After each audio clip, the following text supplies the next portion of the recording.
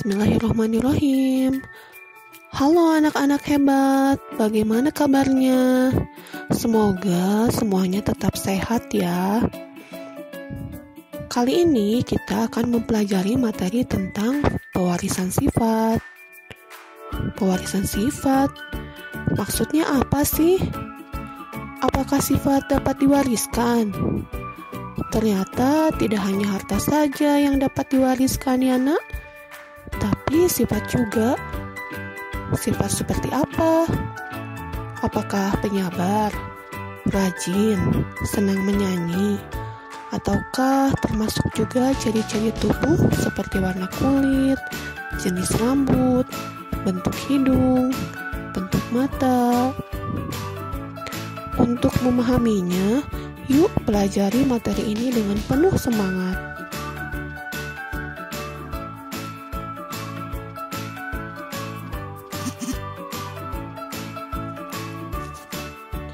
Anak-anak, kira-kira kalian mirip siapa ya? Mirip papa atau mirip mama?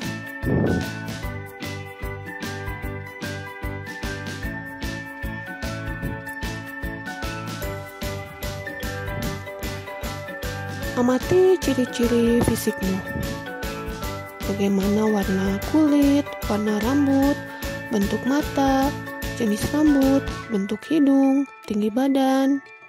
Lalu bandingkan dengan ciri-ciri yang dimiliki oleh papa atau mamamu. Ciri-ciri fisik ini diwariskan melalui materi genetik dari orang tua kepada anaknya. Apa itu materi genetik? Yuk cermat itu gambar sel berikut ini. Gambar yang kalian lihat adalah gambar sel pada hewan dan manusia. Apakah nama bagian yang ditunjuk dengan huruf X? Betul, itu adalah bagian inti sel atau disebut juga nukleus. Kalau kalian cermati, di dalam nukleus terlihat benang-benang tipis. Benang-benang tipis itu dinamakan kromatin. Anak-anak, kalian masih ingat kan? Ketika pembelahan sel di tahap profase, kromatin memendek dan menebal menjadi kromosom. Kromosom ini mengandung materi genetik, yaitu DNA dan gen. Seperti apa hubungan antara kromosom DNA dan gen? Kita lanjutkan mempelajarinya yuk.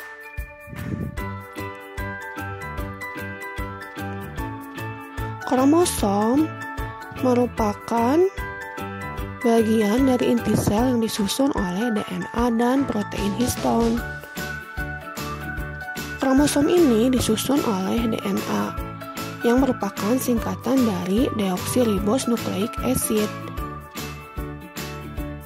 DNA ini berasal dari kata deoksiribosa dan nucleic acid atau asam nukleat. Deoksiribosa merupakan gula ribosa yang kehilangan satu atom O-nya, sehingga disebut sebagai deoksi.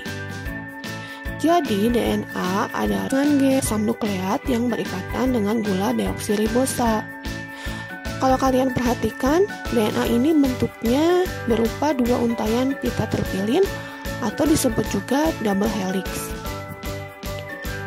Lalu, apakah yang disebut dengan gen? Gen merupakan bagian atau segmen dari DNA yang mewariskan sifat dari orang tua ke anak.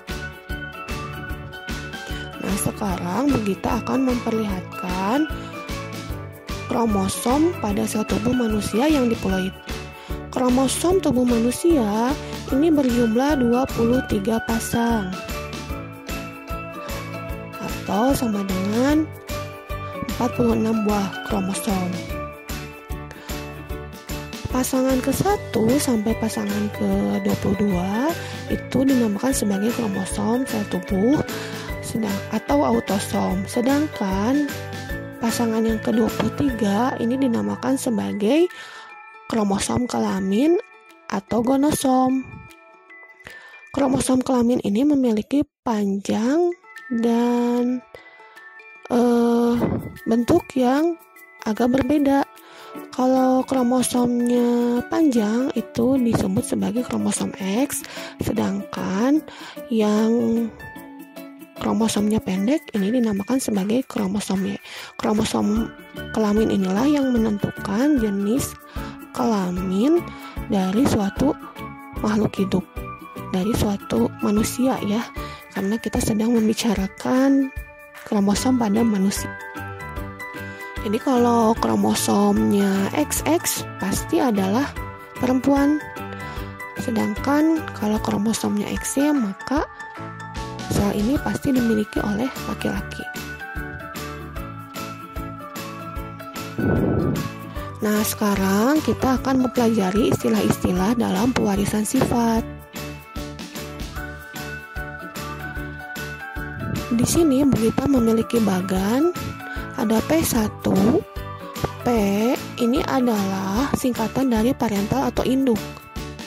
Kemudian ada lambang seperti ini, lambang tanda panah yang keluar dari lingkaran. Ini adalah lambang untuk jantan.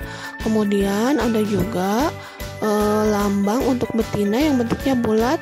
Kemudian ada tanda tambah di bawahnya. Apabila induk jantan dengan induk betina disilangkan atau dikawinkan, tentunya induk jantan maupun induk betina itu akan menghasilkan sel kelamin. Untuk induk jantan, sel kelaminnya dinamakan sebagai sel sperma. Kemudian untuk betina, sel kelaminnya atau gametnya ini adalah sel telur. Kemudian nanti akan terjadi fertilisasi, dihasilkanlah zigot yang merupakan F1. F ini artinya adalah filial atau keturunan hasil perkawinan atau persilangan. Nah, istilah penting lainnya yang perlu kamu pahami di bab pewarisan sifat ini adalah fenotip. Fenotip merupakan sifat yang tampak dan dapat diamati dari luar. Misalnya, bentuk mata, jenis rambut, warna kulit, kemudian bila pada tumbuhan, tinggi batang, warna biji, bentuk biji, juga warna bunga. Begitupun pada hewan memiliki banyak sekali fenotip yang dapat kita amati. Istilah penting lainnya adalah genotip. Genotip merupakan susunan gen yang menentukan sifat makhluk hidup. Genotip ini dilambangkan dengan huruf yang berpasangan. Satu huruf mewakili satu sifat genotip. Misalnya, T besar, T besar, B besar, B kecil, K kecil, K kecil. Huruf besar ini melambangkan gen dominan atau gen yang ketika berpasangan, maka gen ini akan menutupi gen pasangannya. Sedangkan huruf kecil melambangkan gen resesif, yaitu gen yang ditutupi oleh gen dominan. Karena gen tersebut berpasangan, maka kita akan mengenal istilah homozigot. Homozigot ini berasal dari kata homo yang artinya sama. Maksudnya adalah dalam penulisannya sama-sama menggunakan huruf besar atau sama-sama menggunakan huruf kecil. Kalau heterozigot seperti apa sih? Tentunya kebalikan dari homozigot. Kalau heterozigot tentunya penggunaan satu huruf besar yang berpasangan dengan satu huruf kecil. Maksudnya adalah gen yang dominan berpasangan dengan gen yang kecil. Seperti contoh berikut ini. Genotip T besar ini berarti genotip homozigot dominan. B besar B kecil artinya adalah genotip heterozigot. Dan K kecil adalah genotip untuk homozigot resesif. Bagaimana anak-anak? Apakah dapat dipahami? Apabila kalian masih belum memahaminya, silakan kalian ulangi tayangan ini. Bu Gita harap kalian dapat tetap melaksanakan kegiatan PJJ ini dengan penuh semangat meskipun pembelajaran dilaksanakan secara daring. Apabila kalian merasa tayangan ini bermanfaat, maka Bugita tunggu like, komen, dan subscribe-nya di channel Bugita ya. Terima kasih. Tetap semangat dan jangan lupa bahagia.